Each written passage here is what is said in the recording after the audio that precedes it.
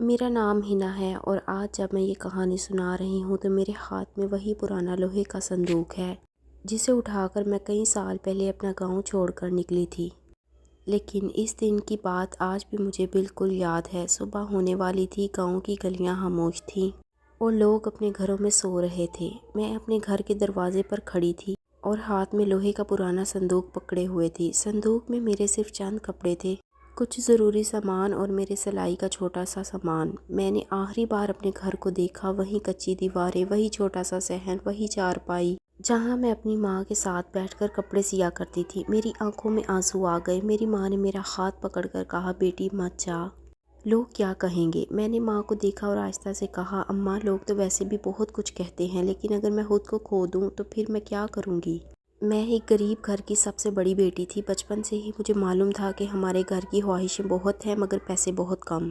میں نے اپنی ماں سے سلائی سیکھی تھی، دن میں گھر کا کام کرتی، چھوٹے بہن بھائیوں کو سنبھالتی اور رات کو دیر تک کپڑے سیتی۔ مجھے کبھی اپنی غربت سے شرمندگی نہیں ہوئی۔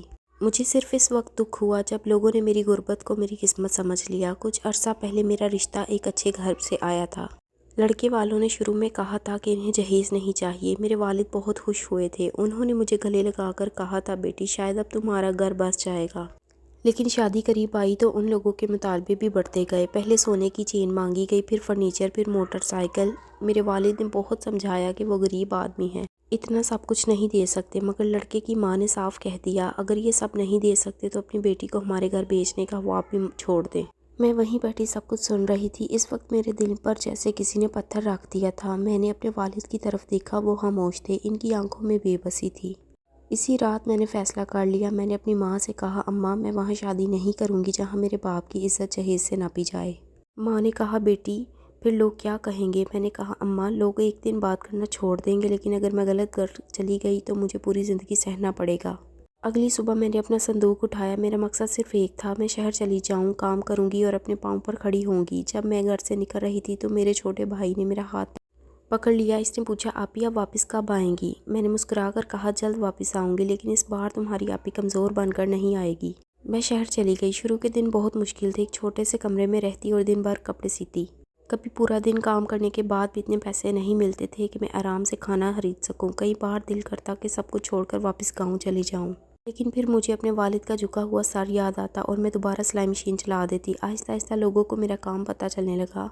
ایک دن میں نے اپنی چھوٹی سی دکان کھولی۔ دکان کا نام میں نے رکھا ہنا بوتیک۔ اس دن میں بہت روئی تھی، لیکن وہ آنسو غم کے نہیں، خوشی کے تھے۔ کچھ سال بعد میں اسی گاؤں واپس گئی۔ اس بار میرے ہاتھ میں وہ پرانا صندوق نہیں تھا، میرے ساتھ گاڑی تھی، گھر والوں کے لیے کپڑے تھے، راشن تھا اور سب سے بڑھ کر میرے دل میں سکون تھا۔ میں اپنے گھر پہنچی تو میرے والد دروازے پر کھڑے تھے۔ میں نے ان کے قدم چھوئے۔ انہوں نے میرے سر پر ہاتھ رکھا اور کہا، بیٹی آج مجھے تم پر فخر ہے۔ میں نے ان کا ہاتھ پکڑ کر کہا، ابا مجھے بھی آپ پر فخر ہے، کیونکہ آپ نے مجھے کسی کے آگے بیچنے کے بجائے اپنے خواب پورے کرنے کی اجازت دی۔ اس دن مجھے ایک بات سمجھ آئی، بیٹی کا گھر صرف وہ نہیں ہوتا جہاں اسے شادی کر کے بیچ دیا جائے۔ بیٹی کا گھر وہ بھی ہوتا ہے جہاں اس کے ماں باپ اس کے خوابوں کو سمجھے، جہاں اسے عزت ملے، جہاں اسے اپنی زندگی کا فیصلہ کرنے کا حق دیا جائے۔ اور اگر کوئی مجھ سے پوچھے بیٹی کا گھر کون سا ہے تو میں صرف اتنا کہوں گی، جہاں بیٹی کو بوجھ نہیں نعمت سمجھا جائے، وہی اس کا اصل گھر ہے۔